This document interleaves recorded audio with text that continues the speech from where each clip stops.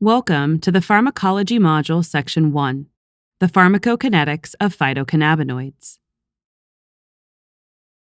The pharmacokinetic properties of medications entering the body are quantified by four processes: absorption, distribution, metabolism, and excretion. These are the processes by which a drug enters the body, moves throughout the body to exert its effects, is metabolized and changed within the body, and finally leaves the body. Each of these factors plays an important role in understanding how cannabinoids are processed by the body and exert their effects. When it comes to cannabinoids, absorption is the most variable pharmacokinetic process in the body. Cannabinoids are highly lipophilic, so the lipophilicity of the carrier vehicle or the use of a membrane disruptor has a significant effect on the level of absorption of cannabinoids within the body. The different dosage forms of cannabis also play a significant role in absorption, as differences in tissue composition at the site of administration also significantly affect cannabinoid absorption. Cannabis absorption via inhalation occurs within seconds and ranges from about 10 to 60%. There is a large amount of variability involved with inhalation, which makes accurate absorption measurement challenging to quantify.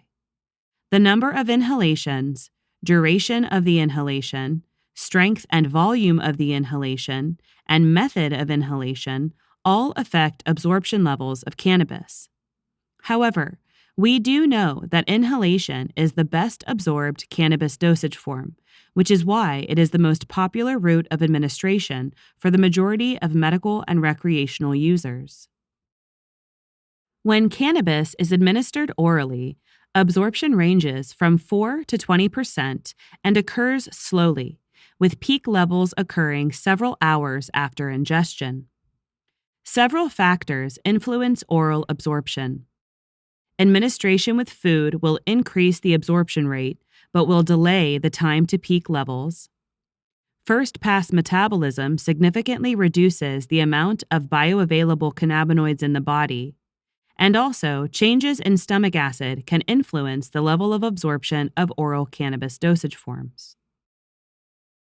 Oromucosal cannabis absorption ranges somewhere in between the rates of inhalation and oral administration, with an estimated range of 10 to 40%.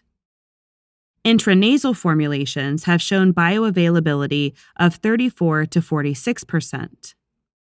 Limited information is available on the absorption of cannabis through other mucous membranes, but the bioavailability of rectal or vaginal administration is estimated as twice that of oral absorption. Several factors influence oromucosal cannabis absorption. The site of administration can affect the absorption rate.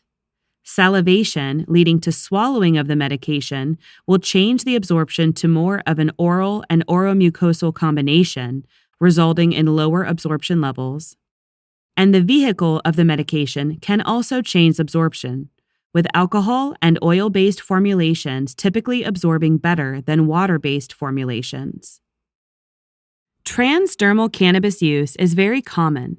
However, absorption via transdermal application has not been accurately measured in studies and remains a source of great debate among cannabis clinicians. It has been shown that CBD and CBN have 10 times greater skin permeability than THC. We also know that the medication vehicle and the use of permeability enhancers play an important role in transdermal absorption due to the hydrophobic nature of cannabinoids. After cannabinoids are absorbed by the body, they are rapidly distributed to highly perfused tissues, such as the lungs, heart, brain, and liver, resulting in an almost immediate decrease in cannabinoid levels found in plasma. THC is 95 to 99% bound to lipoproteins, with a small amount also bound to albumin. After perfusion, the amount of THC retained in the brain is less than 1% of the administered dose. We also know that the metabolite of THC, 11-hydroxytetrahydrocannabinoid, penetrates into the brain faster and in larger amounts than the delta 9 THC parent compound.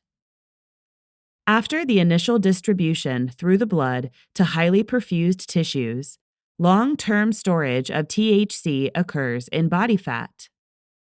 The concentration ratio between fat and plasma has been measured as up to 10,000 to 1, indicating just how great the differentiation is between THC levels stored in fat and circulating within the bloodstream.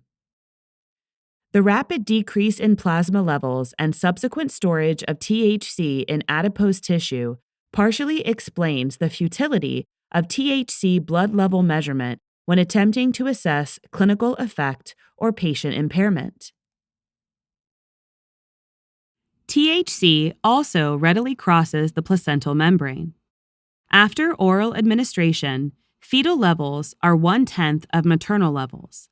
And with inhaled administration, fetal levels are 1/3 maternal levels. THC also distributes into breast milk, with levels 8.4 times higher than in plasma. Preclinical studies showed 0.2% of ingested THC appear in the breast milk of nursing monkeys. Daily THC exposure to the infant is estimated at 0.01 to 0.1 milligram per day, based on the assumption that the mother smokes 1 to 2 cannabis cigarettes each day. Cannabinoid metabolism occurs mainly in the liver through oxidation and hydroxylation by the cytochrome P450 family of enzymes. Hydroxylation occurs to delta 11 THC, which is a potent psychoactive metabolite of delta 9 THC. It is important to note that because oral administration of cannabis must go through first-pass metabolism, a significantly greater amount of the delta 11 metabolite is produced, which results in significantly greater psychoactivity of oral dosage forms, as delta 11 THC penetrates the brain at a much higher rate than delta 9 THC, as previously discussed. Delta 11 THC is then further oxidized into a hydroxy metabolite, which is inactive in the body. CBD follows a similar pattern of oxidation and hydroxylation in the liver.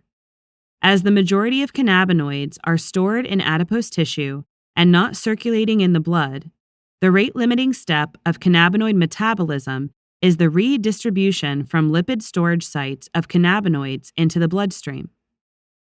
Tissues other than the liver can also metabolize cannabinoids, such as the brain, lung, and heart, but do so to a much lesser degree than the liver.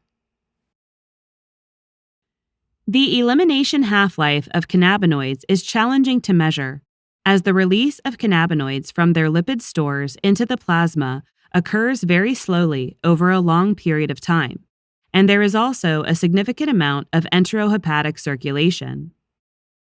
The half-life of cannabinoids is estimated at 20 to 30 hours after a 72-hour observation window, and up to 12.6 days with a 4-week observation window. The half-life of cannabinoid metabolites is much longer than that of the parent molecule, ranging from 6 to 12 days in clinical studies.